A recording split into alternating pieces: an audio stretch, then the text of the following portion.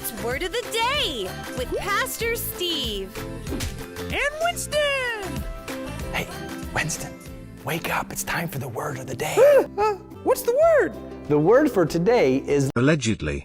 And in fact, I want you guys to say it with me on the count of 3. You ready? Ready. 1, 2, 3. Allegedly.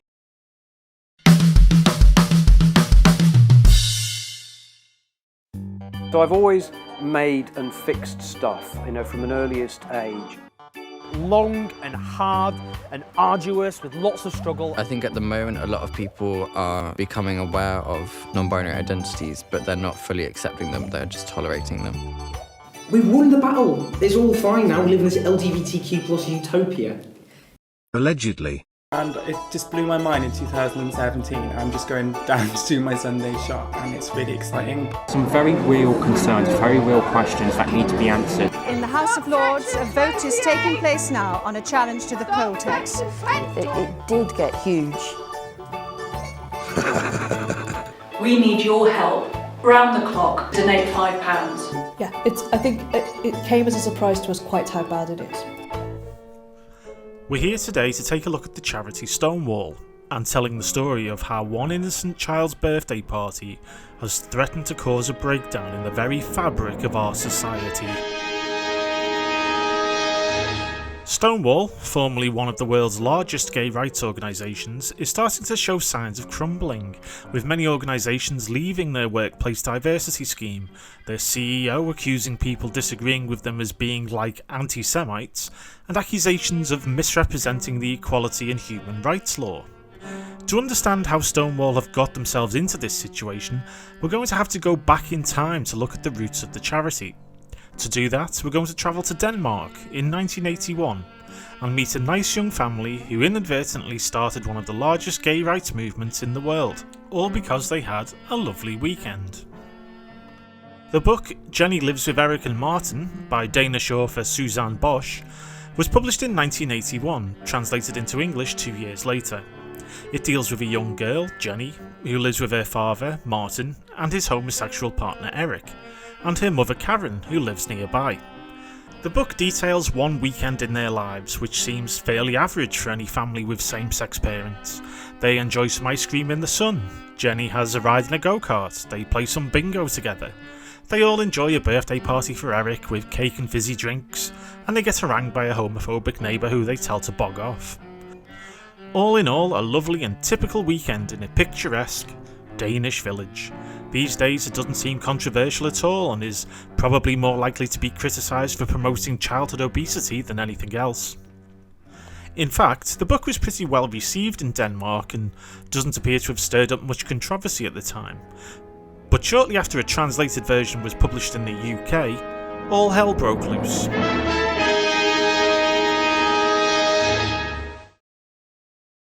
The 6 o'clock news from the BBC with Sue Lawley and Nicholas Witchell. 6 o'clock. In the House of Lords, a vote is taking place now on a challenge to the poll tax. Tory rebels have said that the tax is protesting about rights for lesbian and gay people. I obviously don't want children taught that the gay and lesbian lifestyle is natural or normal. It is not, it never has been, and it never will be. Actor Ian McKellen was at the head of a procession which stretched nearly 2 miles. A group of lesbians chained themselves to Buckingham Palace gates, dressed as suffragettes. It's my overriding concern is with the promotion of positive images of homosexuality in schools from primary school right through, and that is what is causing many parents real concern and offence. To understand why that was the case, we quickly need to look at the circumstances in Britain at the time. Homosexuality was decriminalised in England and Wales in 1967, before which it had been an illegal act. It took Scotland another 13 years to do the same in 1980, and Northern Ireland followed suit in 1982. But the gay rights movement didn't really have the liberty or equality that it sought after. The late 1960s and 70s may have been seen as the era of free love for some, but homosexuality was still frowned upon by society at the time. Attitudes in the 1980s were changing, however, and bands and artists like Culture Club, Frankie Goes to Hollywood, The Pet Shop Boys, Tracy Chapman, Dead or Alive, Bronski Beat, KD Lang, Soft Cell and Erasure were all becoming very popular acts.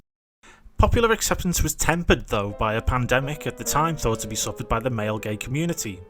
This was known as AIDS, and although news coverage was very slow to pick up on this epidemic, by 1986 a public health awareness drive had been started by the British government. Despite Prime Minister and human embodiment of pure evil, Margaret Thatcher, being against the campaign. Children who need to be taught to respect traditional moral values are being taught that they have an inalienable right to be gay. So all of this was in people's minds when the Conservative MPs Jill Knight, David Wilshire and Kenneth Baker first saw Jenny Lives with Eric and Martin, a copy of which was stocked in an Inner London Education Authority Teachers Resource Centre. Taking objection to the book's content, perhaps not fans of ice cream, Knight and Wilshire introduced a new law to ban this and other resources being made available to children. Incidentally, the book was not readily available to children, only teachers who could use it in exceptional circumstances. This new law was Section 28 and prohibited the promotion of homosexuality by local authorities. Basically, it meant that any teaching around the subject of homosexuality was banned throughout the UK, and it also forced the closure of many lesbian and gay student support groups. Reaction to this was strong, with protests from gay rights and other civil liberty groups, including one notable protest that saw lesbian activists invade the BBC News at 6 and being sat on by Nicholas Witchell. It did get huge. Not the outcome either party might have hoped for. In the footage, it's all got rather muffled, and you can hear little muffled shouts of, "Stop the Section 28!" And eventually we were all arrested. The headlines were all about loony lesbians. But over time and beyond that, I've heard from quite a lot of people what it meant to them as young LGBT people in their own home, knowing they were gay but maybe not even out, and just felt a little bit empowered by it. 3 women gay rights protesters caused pandemonium in the House of Lords when they abseiled from the public gallery onto the floor of the chamber.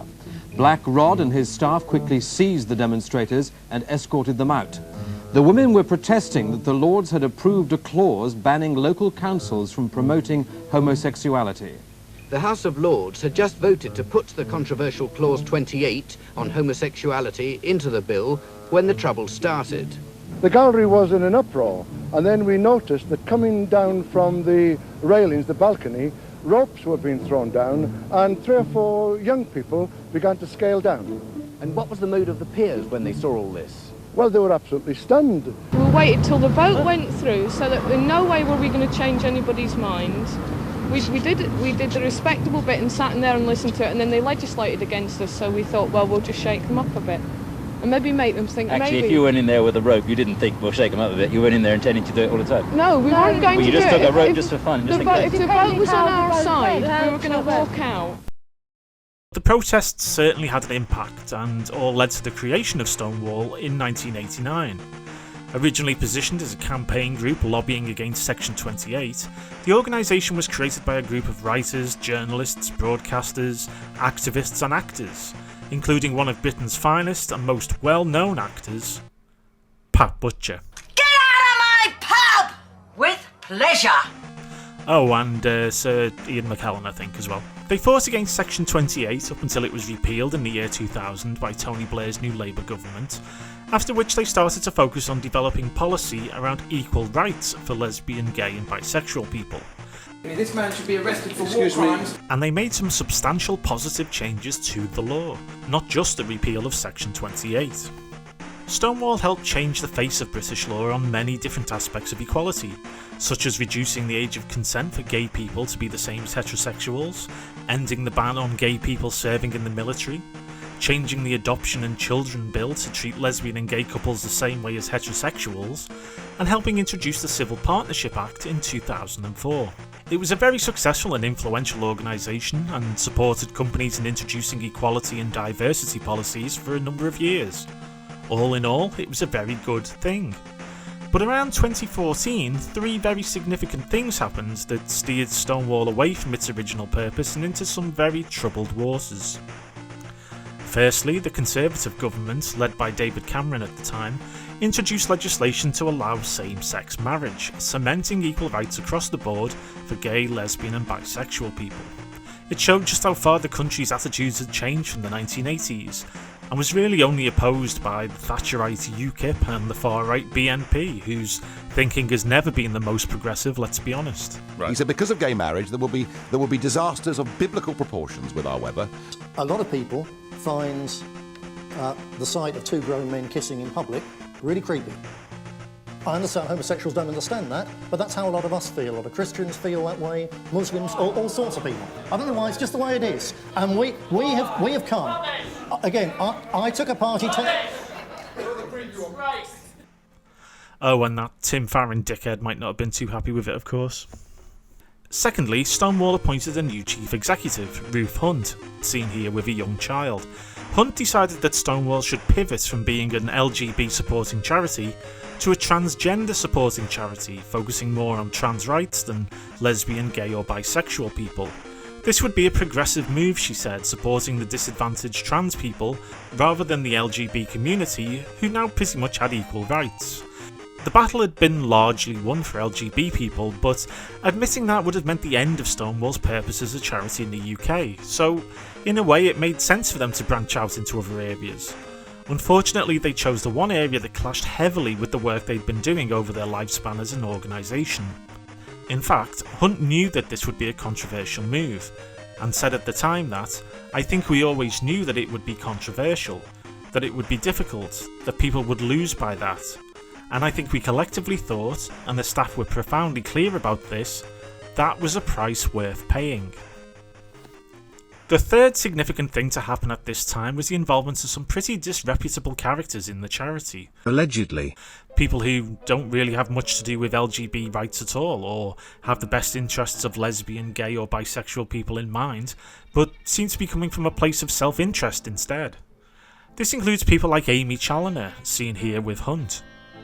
Challenor is a trans-identified male who made waves in UK politics for a short time, and who was heavily involved as a member of Stonewall's Trans Advisory Board, as well as being involved in directing transgender diversity policy with both the Green Party and the Liberal Democrats, of which he's still a member. Challenor deserves to be the subject of a video on his own, and we may create one at some point soon. In the meantime, here's a very condensed version of the controversy surrounding him. Aimee Challenor and his father David were members of the Green Party in the UK, and Aimee, encouraged by his father, quickly rose through the ranks to become the chair of the party's LGBTQIA+ group, dictating and directing policy around gender identity, self-ID and lowering safeguarding standards, threatening litigation to anyone who disagreed with these policies. Aimee's father David, however, was arrested and charged for the kidnap, torture and rape of a 10-year-old girl. Despite this, Aimee kept his father on as his agent for 2 separate elections while he was facing trial. The Greens didn't seem too bothered by this, and it was only after David was sent to jail for 22 years that they expelled him from the party, and an independent investigation was carried out, as he had substantial access to vulnerable young adults and children after his arrest. After his father's conviction, Challenor left the Greens, citing transphobia. Challenor then went on to join the Lib Dems, again directing their trans policies as diversity officer, and hung out with high-profile party politicians, including the former leaders Vince Cable and Joe Swinson, and the current leader Ed Davey. Whether they were aware of the Challenor history, we don't know, but it appears that safeguarding and background checks weren't carried out. Challenor is apparently still a member of the Lib Dems and got involved with several other groups, including Coventry Pride, the youth group Prism, which was run by a paedophile, and another high-profile role on a diversity panel at the Girl Guides, and also got to hang out with Little Mix. Challenor only left his position with the Lib Dems after his husband, the American Nathaniel Knight, admitted to writing paedophilic porn stories about coercing children through mind control. Challenor then moved to the USA, where he and his husband Knight began a throuple with Katrina Swales, another trans-identified male. Challenor joined Elizabeth Warren's campaign for president, and also began working for Reddit, with high-level admin and moderator roles over many of the top discussion groups, such as the site's largest LGBT groups, trans groups, and some groups specifically aimed at children and teenagers, including transgender teens, and even the Animal Crossing group. Oh, and the subreddit Joe Biden too. When Challenor's past was brought to light, Reddit decided to remove him from the site altogether, although there are rumours that he still has some access and moderation rights under different account names on the site. Anyway, all of this is to say that Aimee Challenor, who seems to be followed by paedophilia and safeguarding scandals like a bad smell, was directly involved in influencing Stonewall on transgender and gender identity policies that have been put in front of organisations like the Girl Guides, the Youth Sport Trust, dozens of police forces, the Ministry of Justice, and even the National Society for the Prevention of Cruelty to Children. And he wasn't the only nefarious character to be advising Stonewall. The activist Morgan Page is currently listed on this site as an advisor, despite being the controversial figure behind the Overcoming the Cotton Ceiling workshop in Toronto, where he basically told trans-identified males how to get into lesbians' pants, hence the title of the workshop. There are also allegations of Page running other groups where older males who identified as trans would hit on much younger trans-identified females, some under 18 years old. Yeah. So in my thing, I wrote about Morgan Page. I don't know if you know who she is, or he is a trans woman. But they had a workshop at Planned Parenthood Toronto about overcoming the cotton stealing, which was basically like a pickup artisty thing for trans women to hook up with lesbians. Yeah. In the trans youth group, it was kind of like Tumblr come alive. We discussed erotic fan fiction. We discussed like specific techniques for doing specific sexual acts. We discussed like kinky stuff. We talked about porn. And the most disturbing thing was like there was like always like less than 4 trans men, and they were all under the age of 18, and there was always more than like 5 trans women or non-binary males who were like over the age of 20. Thinking, well, this is just a group for grooming young women. It basically is. I once knew a 14-year-old trans man who was in a relationship with like a 25-year-old trans woman, and like the trans woman was the dom and the trans man was the sub. So what you have is like a 25-year-old male who has like a sub who's like a 14-year-old girl. What is that? That's pedophilia. Like, what is that? That's sexual abuse. Like, those relationships happened outside the group and we would sometimes talk about them. But within the actual group, there would be like us trans men who were like under the age of 18, all of us, probably under the age of 16 during this story. And there was these trans women who were in their 40s, and they came in and they were literally hitting on us, and they were like being very explicit and very sexual about our bodies. And it's like, we have dysphoria. We came here to talk about our dysphoria, our trans stuff. And they're like talking about like, I don't know, I don't want to say on camera, but very explicit things. And people, they didn't want to kick them out. They didn't want to tell them to stop. They just kept like changing the subjects. And I was shocked, because this is supposed to be a place for young people to come and explore and be safe. Like, what the hell is that? That's not safe. That's not a good like environment for exploration. Yeah. The only time they were ever kicked out, Morgan was away, and this other trans man filled in for her. And it's really telling to me that the only time that these predators were ever kicked out was when a trans man was in charge. So a female person who could relate to the females in the room who were being like objectified. So my name is Morgan M. Page. Many of you fabulous people know who I am already, but for those of you who don't know of my amazingness, I am a performance artist, a video artist, a writer, an activist, blah, blah, blah, blah, blah. I gave you one of my very best faked orgasms. You worked that cock and I loved it, so maybe it was the drugs. Page appears to have supported this removing of boundaries and again failed the most basic safeguarding. Yet Morgan Page is still advising Stonewall on policies which are then being given out in training to all the organisations on their Diversity Champion scheme, as well as drafting information for schools. So those reasons alone are perhaps enough to throw some red flags up and start people asking questions about Stonewall, but it's not the only problematic behaviour of the charity. This pivot to supporting trans people ahead of lesbian, gay and bisexual people, as evidenced by the number of references to each in their annual reports, has led the company to go fully fucking mental in terms of its definitions of words. They claim the term homosexual is now a medical and outdated term, and that gender identity should be embraced ahead of biological sex. As a charity that started out protecting the interests of same-sex attracted people, this just shows how far they've moved into a trans charity rather than an LGB charity. They now can't even say the word homosexual. They've pretty much moved into supporting the multitude of gender identities that they claim exist, including asexual, aromantic, pangender, non-binary, demisexual or polyamorous people, all of which fall under what they term the trans umbrella. This also includes cross-dressers too, people who don't have any gender dysphoria at all. They're advising schools on this stuff. They openly admit to supporting the campaign to amend the Equalities Act of 2010, the very act that paved the way for gay marriage. They campaign to remove the existing single-sex exemptions for female-only spaces on the basis of self-ID.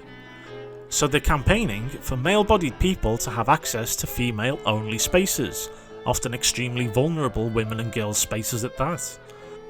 But Stonewall aren't even doing this correctly.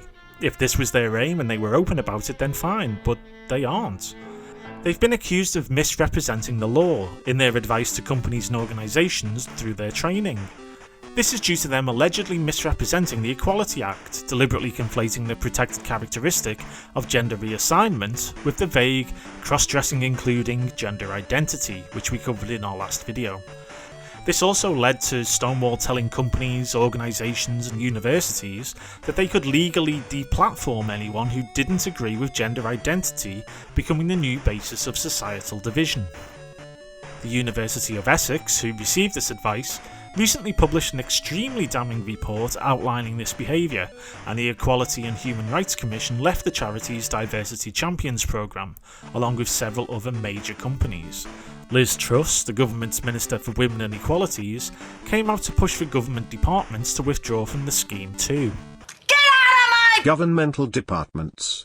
So there you have it. Misstep after misstep by Stonewall has led to... Wait, what? There's more? How can there be more? That's already... Alison Bailey, a barrister at Garden Court Chambers, decided she'd had enough of Stonewall's seemingly trans-first policies and decided to help set up a new organisation, the LGB Alliance, with the aim of creating a new charity that focuses on lesbian, gay and bisexual people along the lines of their same-sex attraction, rather than anything to do with gender identity or trans issues. Alison, just like Stonewall, actively campaigned against Section 28 in the 1980s, but now recognised that Stonewall had lost their way on gay rights issues.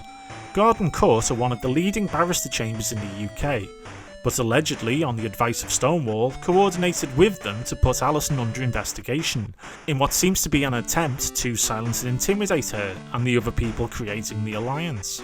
Now, this is an ongoing tribunal case, but the allegations are that Stonewall complained to the chambers about Bailey's gender-critical views, and effectively attempted to police her speech and her behaviour online. Stonewall, it is alleged, intimidated Garden Court Chambers into reaching a finding against her. So she's currently suing both the Chambers and Stonewall. This is an ongoing tribunal, so we won't say much more about this, but it is alleged that Stonewall caused and induced the discriminatory treatment she believes she was subjected to by the Chambers. Ruth Hunt left Stonewall last year, and many hope that the gender identity over everything else culture may have left with her, but it hasn't. The new managing director, Nancy Kelly, was very quick to double down on its policies around gender and trans people, comparing anyone who didn't believe in gender identity to anti-Semites. Meanwhile, as more and more news reports come out about the charity and organisations leaving their diversity scheme, their social media accounts appear to be acting more and more childish, tweeting "You OK, hun" to one journalist recently. So we appear to have turned 180 degrees, fully through the looking glass. Stonewall began by fighting for LGBT people like Alison Bailey, and have now ended up allegedly trying to intimidate them into silence. The situation they fought against has now become their way of working. The LGBT community, lesbians especially, now have to protest all over again, and Sue Lawley is nowhere to be seen. It's all a far cry from the vision put forward in Jenny Lives with Eric and Martin, where gay people are left alone to enjoy their lives in peace. Incidentally, what happened to the 3 MPs who created Section 28? Well, David Wilshire compared himself and other MPs caught up in the expenses scandal to victims of the Nazis. Kenneth Baker will forever be remembered as a rubber snail, and Jill Knight changed her opinion of homosexuals entirely, claiming that she now found them very good at things like antiques. Great. So, what's next for Stonewall? Well, it appears they're disappearing slowly into the quicksand of wokeness, standing up for fewer and fewer people while seemingly rejecting their old vision. Watching diversity champions leave their scheme, afraid of the legal ramifications of incorrect advice. Looking on, unable to move forwards, while other organisations spring up to take on the fight they've left behind. It's really hard to see a way back for them. Yes, they're still raking in taxpayers' money and cash from organisations too daft to realise what they're paying for. Donate £5. But that doesn't seem too sustainable in the long term.